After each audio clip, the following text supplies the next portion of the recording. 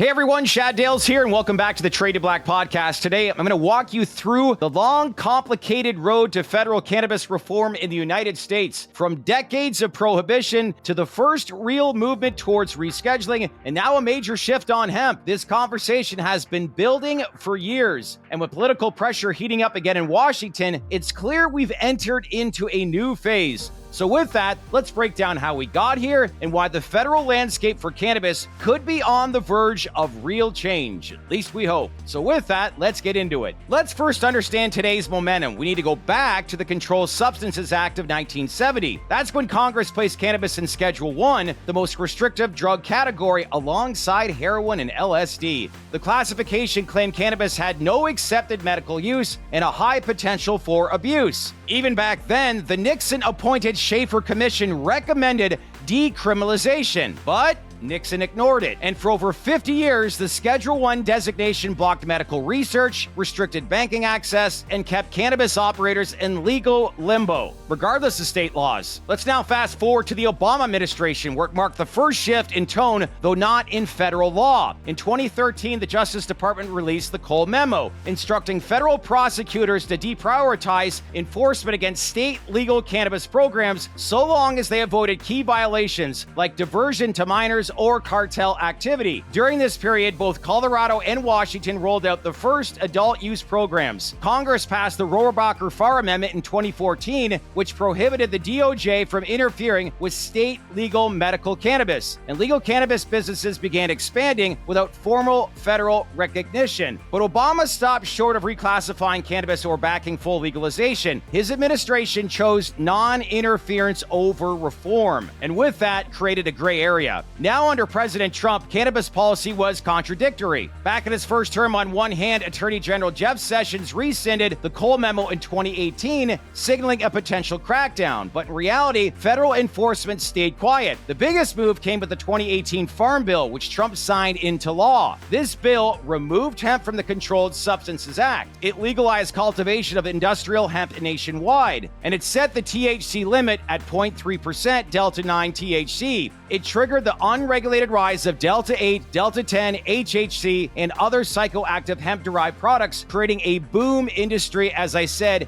in a legal gray area. Trump also expressed support for states' rights on cannabis in 2020. He signaled openness to banking reform, but he didn't take executive action. So while Trump didn't change federal cannabis law, his Farm Bill unintentionally reshaped the market, fueling the growth of intoxicating hemp derivatives, still being debated here today. So now we fast forward to President Biden, who came into office with calls for reform, and while some slow, some first did happen. In October 2022, Biden, he pardoned all prior federal convictions for simple marijuana possession, but this was federal. He urged governors to do the same at the state level. He ordered a formal review of cannabis rescheduling, tasking HHS and the DOJ with reevaluating its status. Then in August of 2023, the Department of Health and Human Services, they issued a recommendation to move cannabis from Schedule I to Schedule III. So with that, that shift would acknowledge accepted medical use. It would end 280E restrictions on cannabis businesses. It would open new pathways for scientific and pharmaceutical research. So the recommendation, it went to the DEA, which began its review process. But in January of 2025, the DEA postponed an expected administrative law judge hearing on the matter. Since then, there's been no updates, no timeline, and no comment period.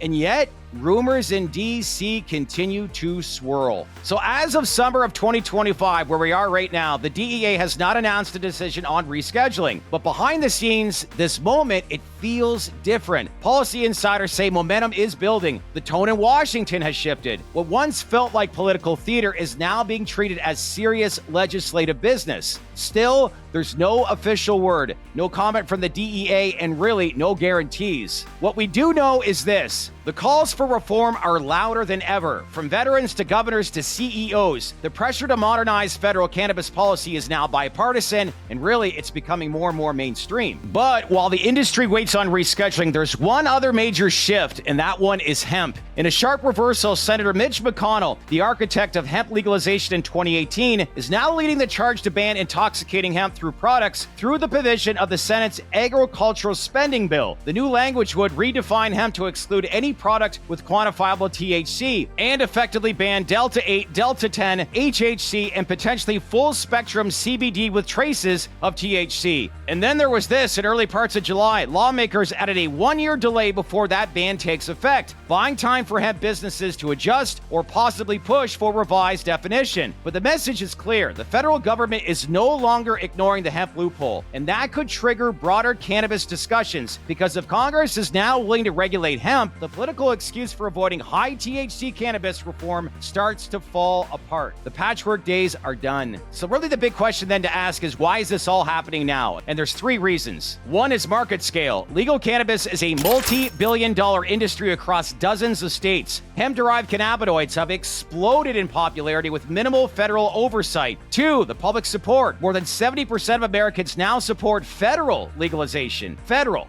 So this is no longer a fringe issue, it's a mainstream policy gap. And then three, federal inconsistency. A growing number of lawmakers are realizing the patchwork approach is unsustainable. Whether you support cannabis or not, the lack of clarity hurts public safety, investors, and consumers. And Washington is starting to wake up about this. So from rescheduling to regulating intoxicating hemp, it's all part of a bigger story. Congress can't punt on cannabis forever. So the bottom line is, whether it's the DEA's decision on rescheduling or Congress rewriting the rules on hemp, the momentum around federal cannabis reform has never been higher, and it's really good to see for Americans. But we've seen this movie before, we've heard the promises, but this time, really, it feels like the foundation is finally starting to shift. And with that, we're going to find out one way or another. And if it does happen, what a monumental moment it'll be for America. Over 50 years that this industry has been stalled. We're talking about history here, potentially. So what do you think is going to happen? Do you think there's going to be rescheduling announced? Leave your comments below. Let's keep this conversation going.